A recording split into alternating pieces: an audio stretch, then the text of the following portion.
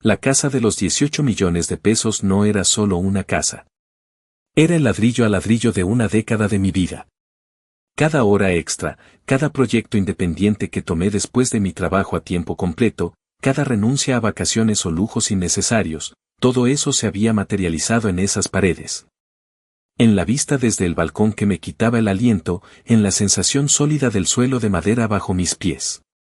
Para mí, era la independencia forjada a golpe de sudor, el resultado palpable de creer en mi propio esfuerzo cuando nadie más parecía hacerlo de verdad. Costó 18 millones de pesos mexicanos, y yo había pagado hasta el último centavo, no con una hipoteca gigantesca que me asfixiara, sino con años de disciplina financiera brutal. Era mi santuario, mi logro más preciado. Si aún no estás suscrito al canal, haz clic en el botón de suscripción y activa la campanita para no perderte ninguna de nuestras historias. Tu apoyo significa todo para nosotros. Si esta historia te parece interesante, déjale un like. También me encantaría saber de qué ciudad eres, déjanos el nombre de tu ciudad en los comentarios. Ahora, empecemos con la historia. Siempre fui el responsable en mi familia. No porque quisiera serlo, sino porque ellos no lo eran. Mi hermana, Isabela, siempre fue el centro de atención, caprichosa, viviendo en un eterno ya lo conseguiré que rara vez llegaba. Mis padres, Roberto y Elena, la veían como un ser de luz al que había que proteger y financiar, sin importar el costo. Y ese costo, invariablemente, terminaba recayendo sobre mí. Empecé a trabajar joven, a generar buenos ingresos relativamente pronto, y eso, sin darme cuenta, me convirtió en su red de seguridad invisible. Durante años, fui el cajero automático familiar. Pagué la matrícula de Isabela cuando decidió ir a la universidad, las 2 veces que empezó, porque nunca terminó ninguna carrera. Cada pocos meses, había una emergencia, el coche que se averiaba. Ella tenía una habilidad especial para que le pasaran accidentes extraños, una factura médica inesperada. Que luego descubría que era por algo menor que podían haber pagado, o simplemente se habían quedado cortos para llegar a fin de mes. Siempre era lo mismo, un mensaje de mamá o Isabela pidiendo 1,000 o 2,000 pesos, solo hasta la próxima semana, o te lo pago en cuanto me llegue el reembolso. Esa semana o ese reembolso nunca llegaban. Pasaron años, y esas pequeñas sumas se convirtieron en una montaña silenciosa de deuda invisible. Nunca me pidieron un recibo, nunca me dieron las gracias de verdad, y mucho menos me pagaron un solo centavo. Incluso asumí responsabilidades que ni siquiera me correspondían. Pagué los impuestos prediales de la casa de mis padres durante 3 años porque decían que las notificaciones no les llegaban y temían multas. Cubrí el seguro del coche de Isabela por casi 2 años después de que destrozara el suyo en un accidente que, según ella, fue culpa de una placa de hielo, en julio. Nunca me lo devolvieron. Incluso fui aval para un préstamo que Isabela necesitaba para montar un negocio. El negocio fracasó a los 6 meses, y fui yo quien tuvo que lidiar con las llamadas del banco y, finalmente, pagar la mayor parte de la deuda para no arruinar mi propio historial crediticio. Fue un golpe duro, y retrasó en un par de años mi plan de comprar la casa. Pero, ¿qué podía hacer? Eran mi familia. O eso me decía a mí mismo. Siempre albergaba una esperanza tonta de que las cosas cambiarían, de que algún día me reconocerían el esfuerzo o que verían la carga que llevaba. Quería creer en la imagen de familia unida que proyectaban hacia afuera. Mi madre, Elena, con su eterna pasividad, nunca decía nada cuando me pedían dinero, ni cuando no me pagaban. Solo miraba, a veces con una expresión que no lograba descifrar, ¿vergüenza? ¿Aceptación? ¿Indiferencia? Su silencio cómplice dolía casi tanto como las demandas directas de Roberto e Isabela. Hubo un par de veces en que intenté poner límites pequeños. Decir que no podía en ese momento, o preguntar cuándo me pagarían lo anterior. Las reacciones eran inmediatas, caras largas, silencio punitivo, o comentarios pasivo-agresivos sobre mi supuesta tacañería ahora que me iba tan bien. Aprendí que era más fácil, o menos doloroso a corto plazo, simplemente darles lo que querían. Me convertí en su buen hijo y buen hermano a costa de mi propia paz y seguridad financiera. Doña Carmen, una vecina mayor que conocía a mi familia de toda la vida, una vez me dijo, con una mirada sabia, hijo, tienes un corazón muy grande, asegúrate de que no se aprovechen de él. Siempre has sido tú el que carga con todo en esa casa, ¿verdad, muchacho? Su comentario se quedó conmigo, una confirmación externa de la dinámica que yo intentaba ignorar. Pero la casa lo cambió todo. Mi propio santuario, mi refugio. Una vez que la tuve, ya no era solo dinero que iba y venía de mis cuentas. Era algo físico, algo permanente, que ellos no podían simplemente pedir prestado y olvidar. Era mi independencia materializada, y la odiaron desde el principio. Las primeras señales fueron sutiles, casi podrías haberlas descartado como comentarios inocentes, si no conocieras a mi familia. En el chat familiar de WhatsApp, Isabela empezó a mandar mensajes extraños. Grandes cosas vienen para mí este año, muy emocionada por mi futuro hogar. Mamá ponía emojis de aplausos, papá respondía esa es mi campeona, siempre mereces lo mejor. A los pocos minutos, un mensaje privado de Isabela para mí, no te extrañes si hacemos la próxima reunión familiar en tu casa, ¿verdad? Como tú eres el que tiene más espacio. La desfachatez me dejó helado, pero no respondí. Luego, la cosa escaló. Isabela empezó a publicar fotos en su historia de Instagram. Fotos de la casa, tomadas desde fuera, o quizás en alguna visita rápida que habían hecho cuando yo no estaba, porque yo jamás le di permiso para tomar esas fotos. Las acompañaba con leyendas como manifestando mi futuro hogar, o pronto esta vista será mi día a día. Le envié un mensaje, ¿de dónde sacaste esta foto? Me dejó en visto. No hizo falta decir nada más. Era una declaración de intenciones. La indignación se convirtió en furia cuando lancé su campaña de GoFundMe. Sí, lo hizo. Creó una página de recaudación de fondos en línea con el título Ayúdanos a construir nuestro hogar familiar soñado. Y en la descripción, escribió que la propiedad siempre ha sido parte de nuestra familia, con un gran valor sentimental. Y que yo era solo el titular o cuidador temporal mientras ellos reunían los fondos necesarios para tomar posesión. Titular. Cuidador temporal. Mi esfuerzo de 10 años reducido a una nota al pie en su estafa. Conocidos, familiares lejanos e incluso algunos amigos míos cayeron. Me llegaron mensajes preguntando con confusión o pena si todo estaba bien, si necesitaba ayuda, si era cierto que la casa era una herencia familiar en disputa. La vergüenza fue inmensa. La confronté por teléfono. Isabela, ¿qué demonios es esto? Se puso a la defensiva. Ay, Alejandro, no exageres. Sabes que esa casa siempre ha sido nuestra, en espíritu. Tú solo estás demasiado apegado a las cosas materiales. Es para la familia. Para la familia. Su frase favorita para justificar cualquier despojo. Y justo cuando pensé que no podía ser peor, llegó el video de mi padre. Roberto, mi padre, grabó un video caminando por mi casa, mi sala, mi cocina, mi pasillo. Lo subió a Facebook. Daba un tour falso, como si fuera suyo. Aquí vamos a poner una mesa de billar para Isabela, este muro de aquí quizás lo tiremos para ampliar la cocina, ya saben, para cuando lleguen los nietos. Muy agradecidos con nuestro hijo que nos hace el favor de mantener las luces encendidas por ahora, ¿verdad? Reía.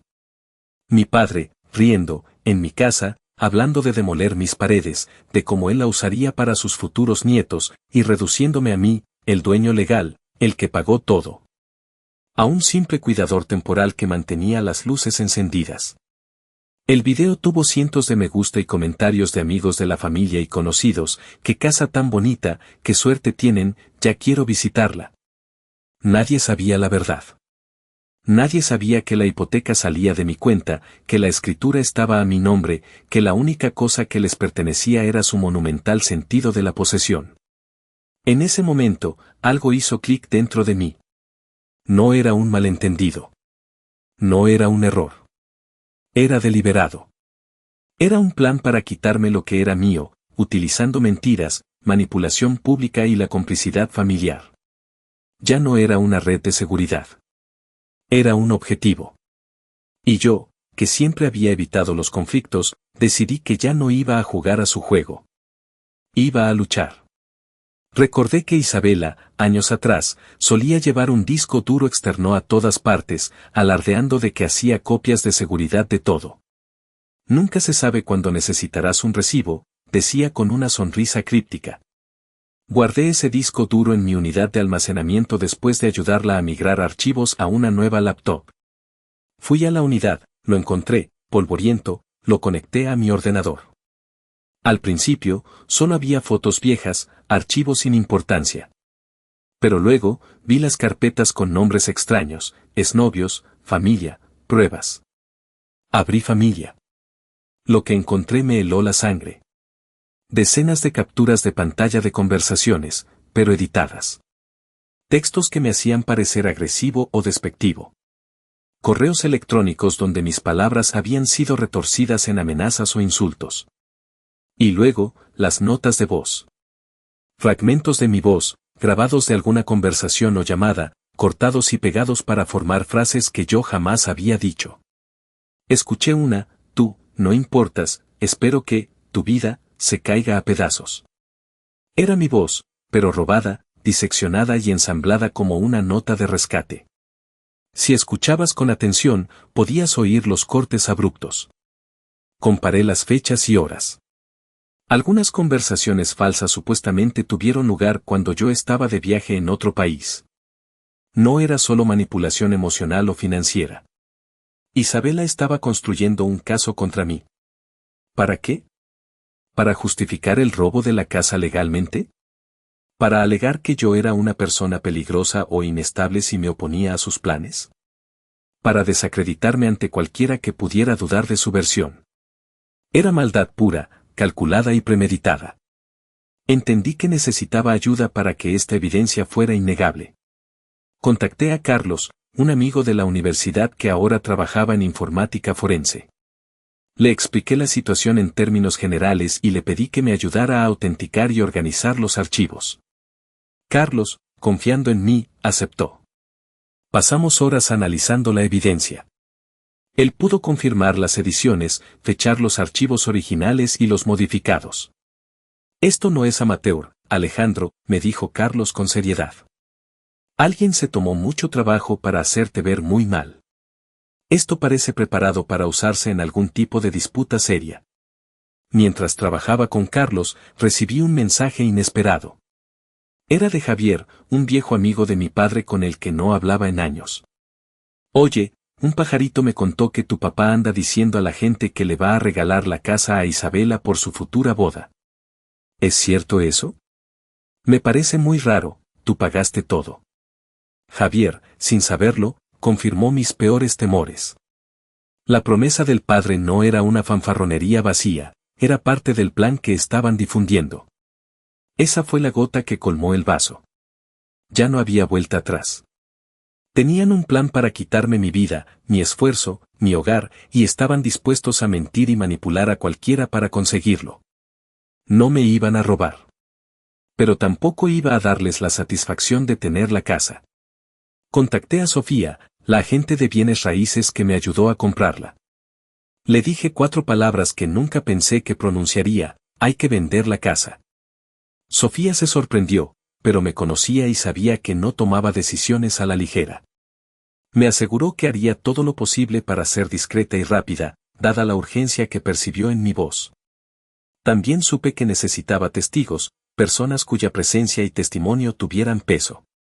Contacté a Miguel, el ex de Isabela.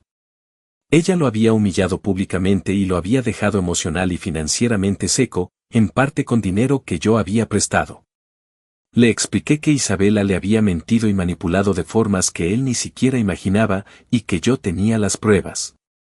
Le ofrecí mostrárselas y le pedí que estuviera presente en la reunión familiar.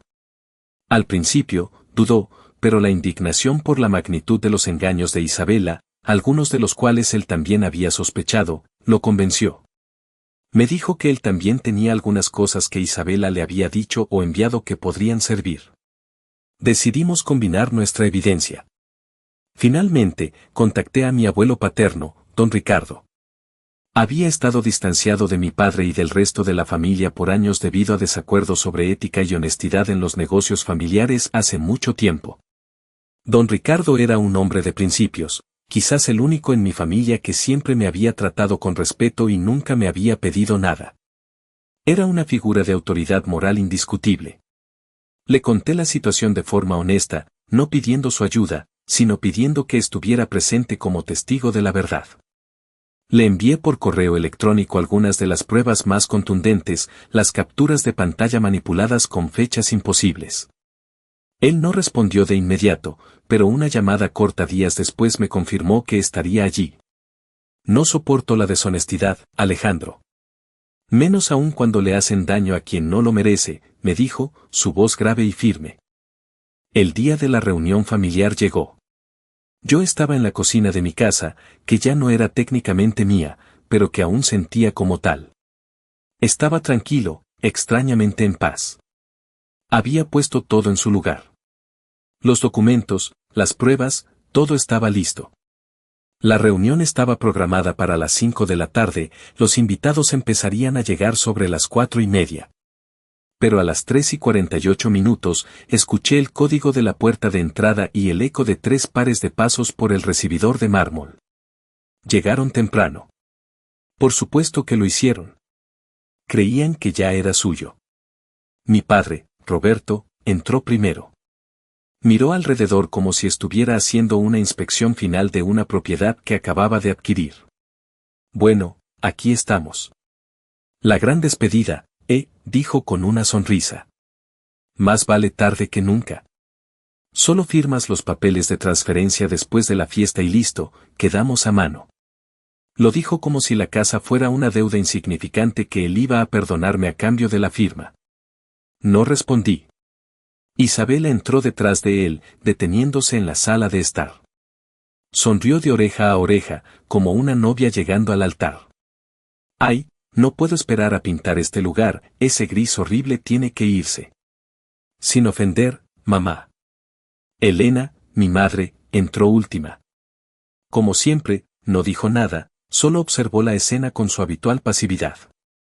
Se paseaban por mi casa, comentando, planeando, actuando como si ya les perteneciera, como si yo fuera el intruso.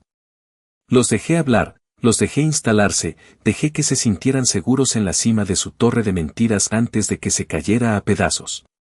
Estaba de pie junto a la isla de la cocina, con una botella de vino tinto en la mano, la que había comprado para la reunión que nunca ocurriría. Mis dedos se apretaron alrededor del cuello de la botella. Ni siquiera me habían saludado. Roberto me había pasado de largo como si fuera invisible. Trajiste el vino, fue todo lo que dijo al verme. Pero no perteneces aquí. Esa frase. De nuevo. Dicha casualmente, borrando de un plumazo los 18 millones que había invertido, la década de mi vida. No dije una palabra. Caminé hacia el cajón, saqué una funda transparente que contenía un documento impecable, la escritura de la casa, a mi nombre. La puse sobre la isla. Papá la miró, entrecerró los ojos, su mandíbula se tensó. Su sonrisa se desvaneció. Luego, con la misma calma, saqué mi teléfono. Fui al chat familiar de WhatsApp. El mensaje que había escrito hacía meses, sin pensar realmente que lo usaría, estaba allí. Lo seleccioné y lo envié. Decía, simplemente, se vendió. El silencio que siguió fue absoluto. El rostro de Isabela se drenó de color, su sonrisa desapareció por completo. Miró a su alrededor de nuevo, a la sala, a la vista, al suelo de madera, la misma mirada que pone la gente cuando sabe que algo está perdido para siempre. Estás mintiendo, susurró, con la voz quebrada. No respondí. No necesitaban saber que los papeles se firmaron ayer, que el dinero ya estaba en mi cuenta, que el fideicomiso se había cerrado 2 horas antes de que irrumpieran en mi casa. No se trataba de la casa, no realmente. Se trataba de su asunción constante de que, sin importar cuánto pagara, sin importar cuán lejos llegara, yo seguiría siendo el niño al que podían pisotear. Ya no más. Justo entonces, sonó el timbre. Perfecto.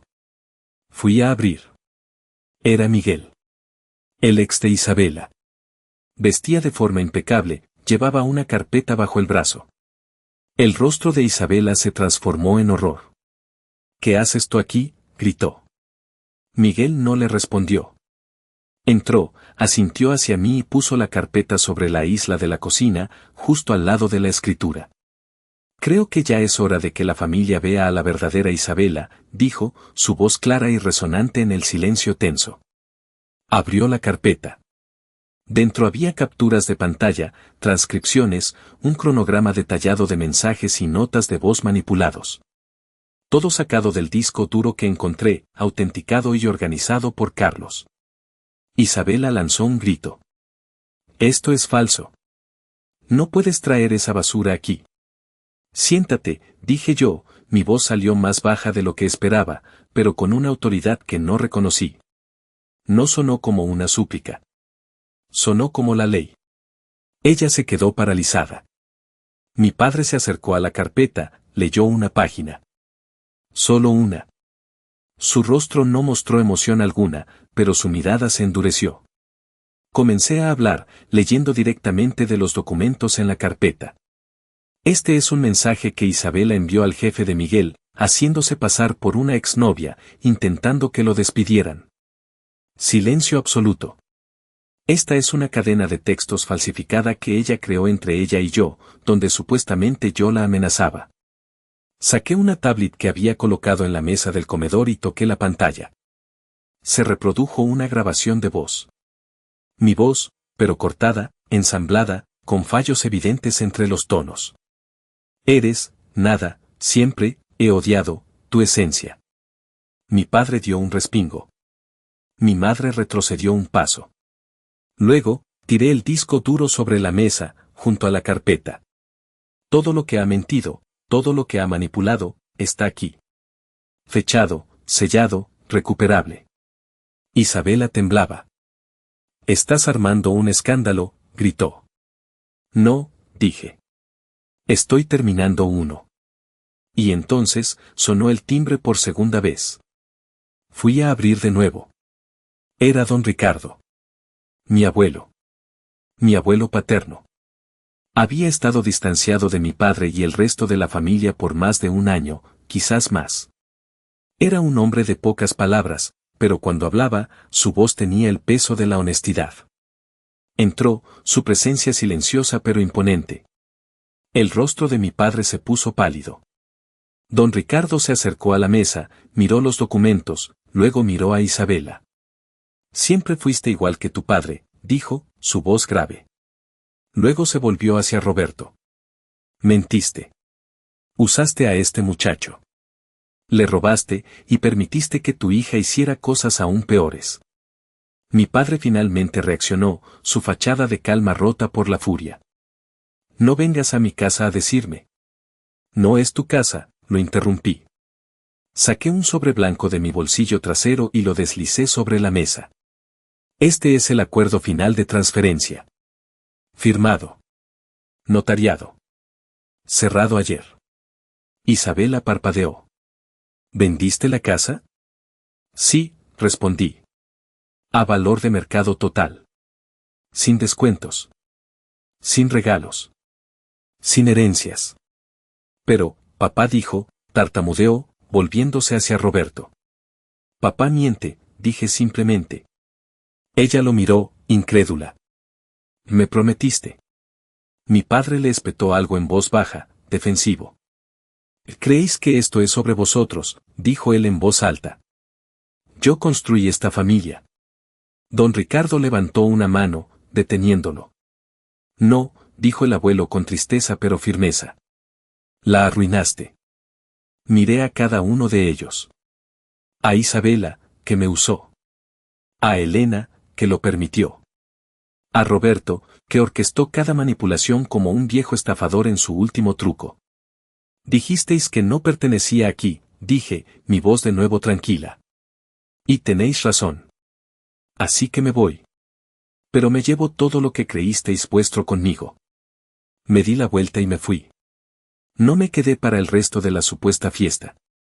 No esperé a que llegaran los otros invitados. Los dejé allí, de pie en una casa que creían poseer, rodeados de las pruebas de que construyeron sus mentiras sobre una base de lealtad robada y aprovechamiento. Lo único más fuerte que el silencio detrás de mí fue el sonido del portazo al cerrarse. Esa noche no fui a casa. Ni al día siguiente. Me registré en un hotel.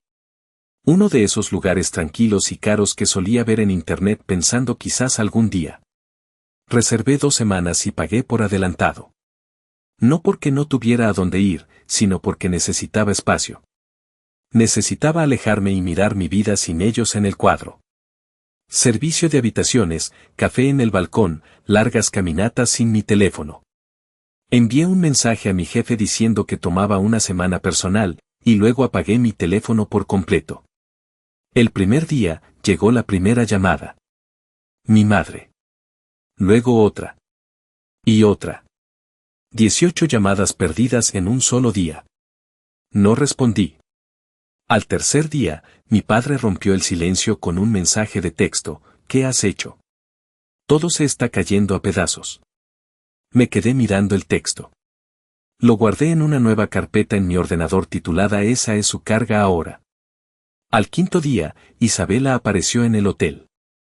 No sabía mi número de habitación, pero se quedó en el vestíbulo con gafas de sol enormes, sujetando algo en la mano, quizás papeles, una carpeta. Otra actuación. La vi desde el ascensor. Me detuve, di un paso atrás y dejé que las puertas se cerraran. La dejé allí parada. Al 9º día, llamó el notario. El dinero de la venta de la casa ya estaba disponible. La cuenta bancaria que había abierto discretamente meses atrás, completamente fuera de su alcance, estaba activa. No sentí triunfo. Sentí quietud. Esa misma noche, hice algo que llevaba años posponiendo. Presenté los documentos para registrar mi propia empresa, una pequeña agencia discreta que ofrecería auditorías de propiedad y finanzas para personas que sospechaban abuso financiero o fraude familiar. Sin campaña en redes sociales, sin gran revelación. Solo un sitio web y una lista de espera. Resulta que mucha gente está cansada de ser utilizada por las personas que dicen amarlas. Los clientes llegaron rápido. Un ex compañero de trabajo, el amigo de un amigo, incluso un inversor, don Eduardo, a quien mi padre solía menospreciar por no tener agallas. Él me contactó con un contrato y un cheque. Por primera vez en años, no me sentí como el plan de respaldo de nadie. Mientras tanto, en su casa, el caos había comenzado. Doña Carmen, la vecina, me envió un mensaje. Tu mamá vino a pedirme dinero prestado, Alejandro. Dijo que estabais teniendo un desacuerdo familiar y estaba llorando. Me dio tanta pena. Le respondí: Doña Carmen, no crea una palabra. Ya no soy parte de esa historia. Ella entendió. A la 4ª semana, recibí una carta del banco. Confirmación de que mi nombre había sido eliminado oficialmente de todas las cuentas relacionadas con la hipoteca y los gastos de la casa de mis padres. Ahora, ellos tenían la responsabilidad financiera total. Si no pagaban, vendrían los cobradores. No me inmuté. No llamé para explicar. No pregunté si estaban bien. Simplemente eliminé la última contraseña relacionada con ellos de mi bóveda digital. Esa semana, recibí un mensaje de Ana María, una antigua colega de mi madre. Tu mamá dice que has cambiado mucho, Alejandro. Que estás empeñado en destruir a tu familia, que ya no eres el mismo hijo. Le respondí con una sola frase: solo dejé de destruirme a mí mismo. Esa fue la última respuesta que di. Sin largos monólogos, sin confrontaciones adicionales. Y entonces, finalmente, llegó el silencio. No más llamadas. No más intentos de culparme. Solo silencio. Pero no era el silencio de la soledad. Era el silencio de la paz. El tipo de silencio que te deja dormir sin apretar la mandíbula. El tipo de silencio que te permite preparar el desayuno sin preguntarte quién te va a pedir algo a continuación. El tipo de silencio donde la ausencia de ruido no es un castigo, es libertad. La última vez que vi a alguno de ellos fue el día que cerré la puerta de esa casa. Mi casa, ahora de otra persona. Pasaron 2 meses. Sin llamadas, sin mensajes. Nada. Hasta que empezaron los susurros. No era arrepentimiento, era control de daños. Uno de mis contactos de la agencia me reenvió un nombre de un informe de detección de fraude. Alguien solicitando asistencia para vivienda con un historial de ingresos cuestionable. La solicitante, Isabela. Los avales, mis padres. No intervine. No respondí.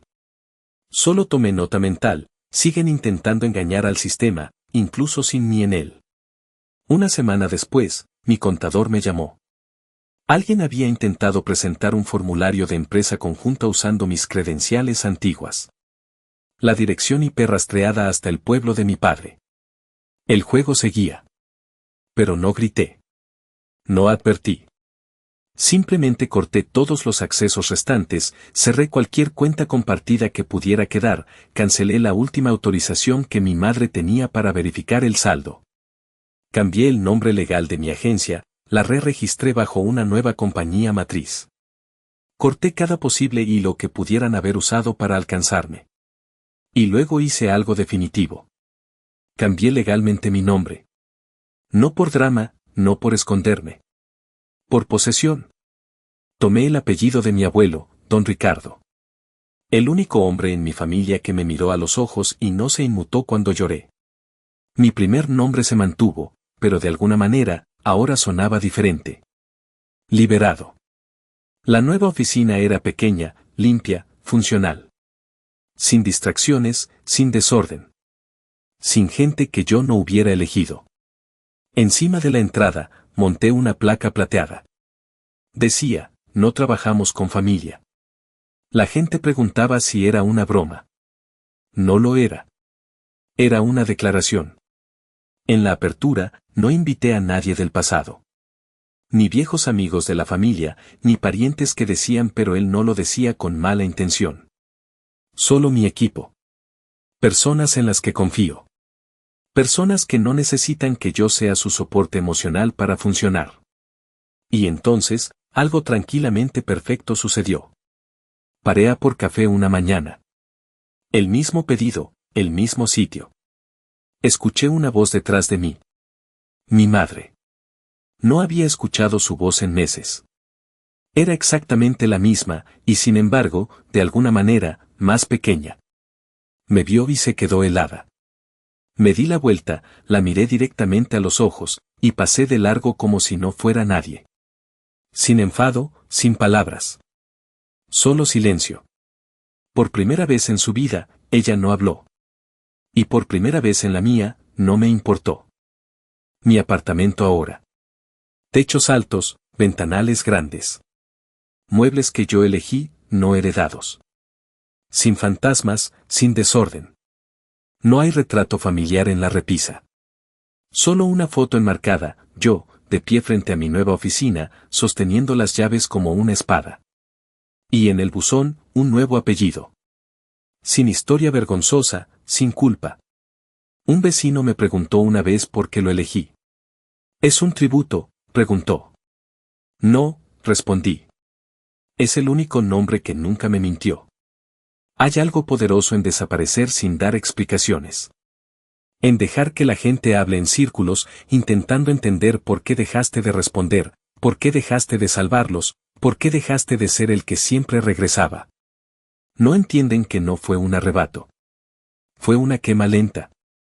Años de pequeñas traiciones, de dolor tragado, de sacrificios invisibles. Hasta que un día, simplemente salí del fuego. Y no miré atrás. Aún recibo preguntas de gente de fuera, de personas que han oído algo. Preguntan, ¿los echas de menos? Sonrío. Y digo, no puedes echar de menos lo que nunca tuviste. Porque lo que yo tenía no era amor. Era apalancamiento. Y en el segundo en que dejé de permitir que lo usaran, toda su casa de naipes se derrumbó.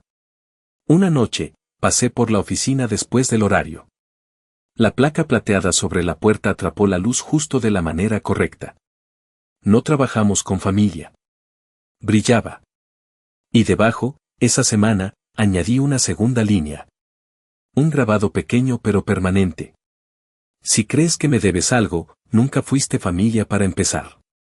Nadie lo verá a menos que esté buscando. pero buscarán. Porque sé cómo viajan estas historias. Sé que, eventualmente, alguien se acercará a esa puerta y se preguntará qué pasó con el muchacho callado que repartía dinero como si fueran curitas. Verán la placa. Verán el nombre. Y sabrán que él se fue. Y que el hombre que lo reemplazó no sangra por nadie. Ya no soy un arma. Pero sigo sabiendo cómo cortar. Y esta vez, no fallé.